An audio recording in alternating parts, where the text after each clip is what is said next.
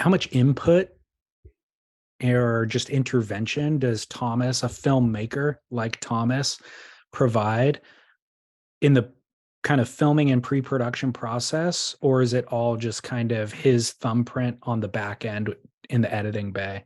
Is he influencing the way that you are approaching anything?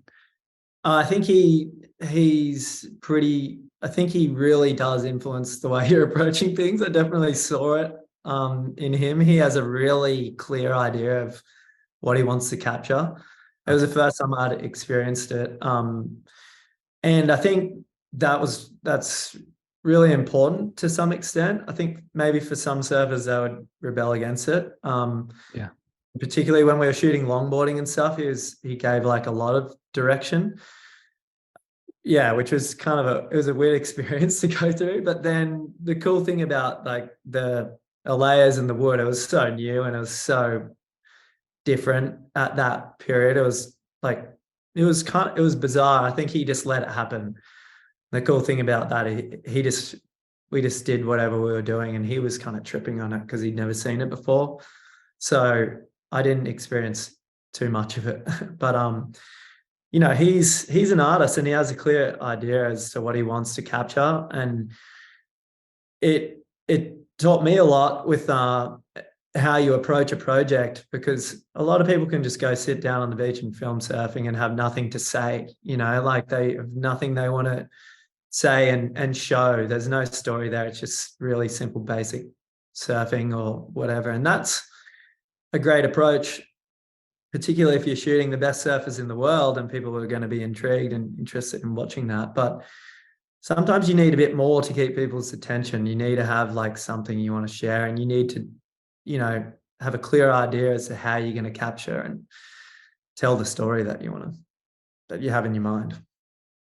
Yeah, and Thomas is a great example of somebody who has that, I mean, has real strong opinions about the culture and how to build the context for the viewer to understand the culture and how he wants to present it to that person. So, what a gift to be able to work with somebody like that. Um, Definitely. but but regarding garden variety, tell me about the trip itself, and then also the concept for the film. How did that develop? Yeah, so Garden Variety was shot just over a week in Java in Indonesia.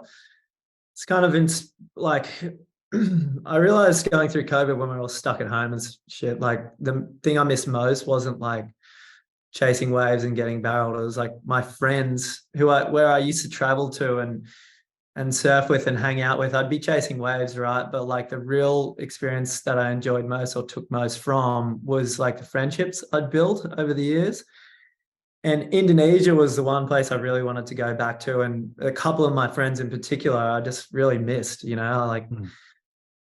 at the same time, like we've got different things pulling us in different directions. Like they've got children or buying houses and getting real jobs or whatever work. It's not as easy as it once was to like just go and cruise around for a month through Indonesia like we used to do. So we came up with the concept of garden variety, which is sort of like a fun, approachable take on the idea of adventure, and how adventure is actually a really simple thing. It's not like a grand scale idea.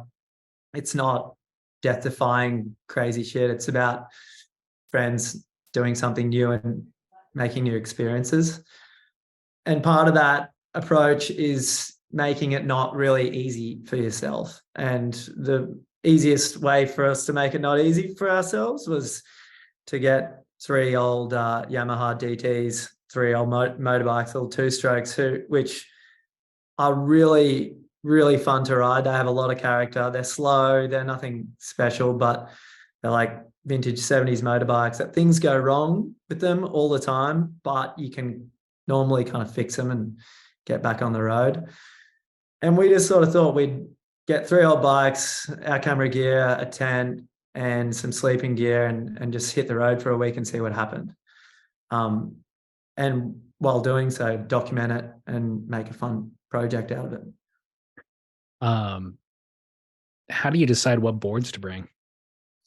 Oh, dude, I sit in my garage. I like sit on the floor in the shed and get them all out and look at them and never know. I just, in the end, I feel like it's every time, particularly when I have to be limited. Like there's a lot of years I traveled with like one of everything. I just brought Yeah. so many boards and tried to ride them all. But when you're doing a moto trip like that and you can only bring two, and like it's really hard. I suck Yeah. at it. Like, um, I think on this one I ended up putting a third board of mine on Anthony's bike as well. So, and Okay. I was like, you guys can just ride my boards. Smart. So I'd have more options and they could use my boards when they serve, which is Uh, pretty hilarious. But yeah, I would you sit on the shed and look at all of them and ended up just going fuck it and like putting three in the bag. so what three? What'd you bring?